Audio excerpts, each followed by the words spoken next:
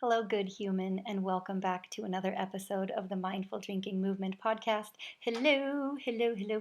I'm your host, Jess Betancourt, and I've been absentee for like a month because we've had many a visitor to our home here in Spain, and it's been great, but it's been all consuming. And I lost my flow a little bit. So I'm coming back here to be with you and to share some insights that have been happening and hopefully help you in in your relationship with alcohol and what that means to you and how that might be changing and how you might change it. That's what I do. And today, the title of this podcast is To Drink or Not to Drink, very Shakespearean, Truth Bombs and the Harm Reduction Approach. What does that mean? Well, I would really like to preface this with a quote that has stayed with me for years since I heard it. In grad school, I went to a very liberal arts, creative arts, therapy arts school for my upper grad program in San Francisco, of course, where lots of those places are. And in the opening of one of my um, classes, we went around and we said, okay, what is a foundational um, paradigm that we want to adhere to? What is something that we can say this is law? We were like making up our own rules, right, for the atmosphere, the environment of the classroom, and what kind of space we were holding. And one of my classmates from Montreal, I just love this. It's like so simple, but when she said it, I was like, oh my God, why didn't, duh. And she said, the rule that I would like to add, we didn't say rule, by the way, I forget the exact word, but they weren't rules, they were foundations or something like that. She said, let's have all conversations from the viewpoint that we are all intelligent. And I loved that so much because we are all intelligent. We're different kinds of intelligent, right? There's people who have like a really strong knowledge of the body and movement, and they're like kinesthetically intelligent. Or maybe they have a strength in kinesthesiology or kinesthetics. And then there's other people who are really like visually design oriented and like they have that intelligence of space and location and awareness of orientation, etc. Like or scholarly intelligence, intuitive intelligence, creative intelligence. There's so many kinds of intelligence. And so when she said that, it just made me really curious about what other people's intelligence was, and that I was going to listen when other people were speaking to listen for what their zone of genius might be or like what was their particular intelligence. So she didn't, I never told her this. Marie, if you're out there, she really helped open up um, my curiosity about other people and to listen to people from a place of seeing and being receptive to their personal intelligence. And so that's how I'm going to preface this conversation. You're like, what the fuck are you going to say after that? What I'm going to say is that as it relates to drinking, of course, this is an alcohol related podcast. There is, in my personal opinion, no hierarchy of relationship with alcohol. And I also need to be very straightforward in saying that I deeply respect and honor the sober community. I love seeing the greater visibility of sober people, the pride and like the open arms and the vocality of sober people. I'm like, yes, it's a movement and I'm here for it. And that being said, I don't think that being sober is greater or better, or that a person who is sober has made more is more intelligent, let's say, than somebody who is deeply intoxicated. Why I'm saying this is because I feel like there's some value pressure on sobriety versus not sobriety, drinking versus not drinking, etc. And my desire is to create more spaciousness in this spectrum of being really intoxicated to being all the way sober, because these far ends of the spectrum don't work or describe everybody. And if people have a hard time with this polarity, or they feel like there's only the polarity, then it leaves a lot of people in a place where they don't want to be. It leaves people feeling alone and lost or wrong or judged or somehow less intelligent than people who have been able to make this decision of total abstinence and leaving alcohol behind entirely, and like really drawing that hard line in the sand, which is a life-saving decision. I fully will say that with conviction. Like, people who claim sobriety and are sober are fucking awesome. That is a badass decision, and a difficult one for sure. A transformative event and lifestyle. And if people aren't there yet, or if people will never get to that place, and they also feel like they struggle with drinking, where do those people go? What do they do, right? So that they can create change also. For myself, I kind of like flip back and forth of like, am I a totally sober person? Or like, am I a mindful drinker? Or like whatever label feels like it lands well for me personally. I've tried on like the sober hat. Like, I'm a sober person. How does that feel? What is that? And I'm just going to say this because it's just true. It doesn't resonate with me. I want it to, but it doesn't. It's not a hat that fits me. So I took it off. And I don't think that makes me a failure. I don't think that makes me anything rather than someone who's just questioning and examining and living and working through these kind of nuances of this disentanglement of an alcohol world, of an alcohol saturated world. If you live in the West, that's where we live, in this alcohol saturated place. And we were born into it, and it has been that way for millennia, and it can change, but that's what it is right now. There's alcohol everywhere you look, around the clock, all the time. And do we engage with it? Do we not engage with it? So like, for me, I just feel like the powerful place for me is to question why I want it when I do, to look at and be real about the habits that I had and like the ones that I have, and how can I stay in a place of personal power over what it is that I'm doing and choosing. So to drink or not to drink, that question eats up a lot of people's time and energy and thought processes, right? And so to just be sober and to be done with it and not have to deal with that question is very refreshing for a lot of people, because they've already made that decision beforehand, right? On the other hand, people can spend a lot of time with that question, and then they don't want to spend a lot of time with that question. So then they just default to, well, I'm just going to drink. Like, I know I'm just going to drink, or that sort of thinking.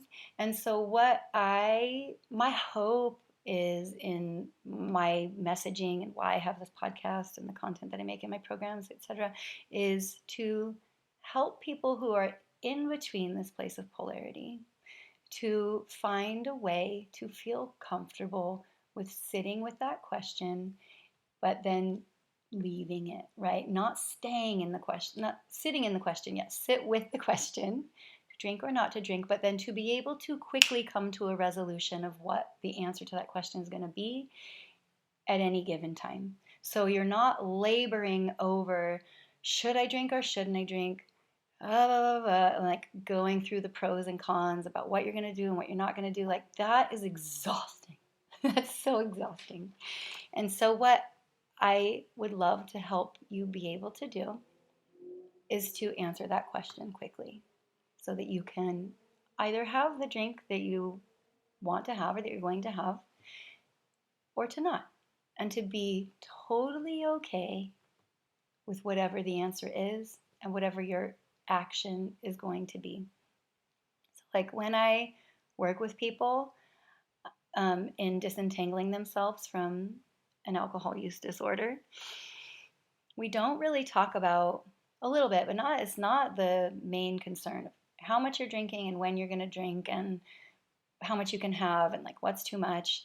That is moderation. That's counting and tallying, and that's moderation.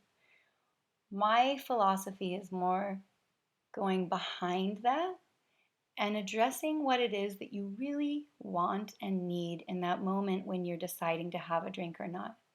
And when you can start to label that, and what that looks like is like, well, first it starts with what you're feeling, right? So if you're in the point of contemplation of, am I going to have a drink or not have a drink? You would first ask yourself, well, what is it that I am feeling? Or what is it that I don't want to feel? And name that and identify that so it feels less like it's acting on you and you are more in control of your situation. You can identify how you feel or how you don't want to feel or what it is that you're trying to feel. And then what I have people do, that's the first part. And then the second part is ask yourself, what am I hoping that this drink is going to give me? What am I hoping that it's going to do for me? Am I hoping that it's going to stop these racing thoughts if I've had a stressful day and I just need that to be done? Or am I hoping that it will alleviate this boredom? Am I hoping that I'm then going to turn on the fun button?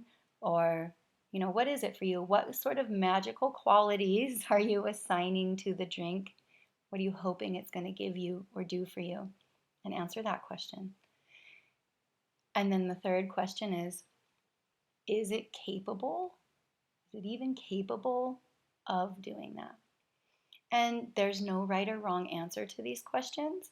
These are just really, it's like a simple 3-step process to help you navigate this inner dialogue that can go on for hours sometimes and prolong. And then you like eventually just have the drink anyway, or you like, you know what I mean? Like it's going to shorten this conversation that you're having with yourself about to drink or not to drink, to drink or not to drink. It's laborious. I get it. I totally get it. Lived like that for a long time. So try on this simple 3-step process the next time you find yourself in this type of quandary of to drink or not to drink. And know that there's a place for you in this spectrum of identifying how you identify with alcohol and with alcohol use. So whether that is saturation, and I don't give a fuck, and I'm just going to do it anyway, that's a place. That's the place that you are. But when you identify that you are that way, you can help shift that around just by being realistic about like that's what's going on, right? Like don't assign to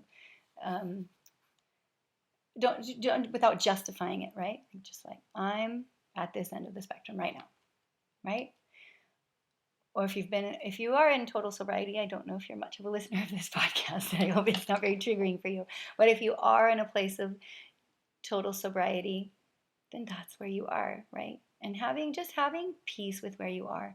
And if you're somewhere in the middle, that's an actual place too, and that you're not less intelligent for being in this place and not being able to make finite decisions yet, or maybe ever, about your relationship with alcohol and how you consume it. So, just creating some gentleness and some compassion about where you find yourself currently. And wherever you are, honor it as a part of your karmic journey through life. I really look at alcohol use and like the questioning and like the moving around through the layers of alcohol, not alcohol use, but the relationship with alcohol as a spiritual path. Because Terence McKenna says this the best. I'm just paraphrasing, but he says that like the drive to intoxicate, the human being's desire to intoxicate themselves